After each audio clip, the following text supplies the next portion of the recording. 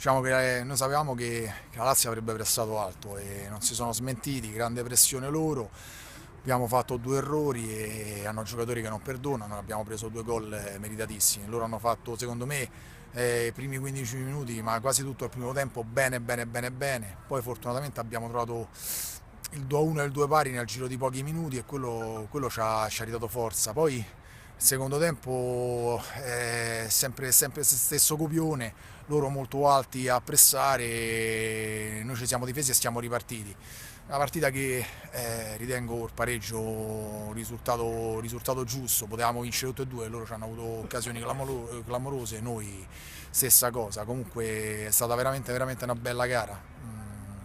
Bel calcio, ho giocato bene, palla a terra tutte e due le partite, tutte e due le squadre. Faccio i complimenti ai miei ragazzi, se mi permetti, e niente, saluto i miei sponsor che sono come sempre Expert Via Megaspertini, Carte Jewel, Tattoo Skill e Barcaccio Illuminazioni. Un saluto particolare a mister Giancarlo Madia, che è il mister più grande che ci sia mai stato a Roma.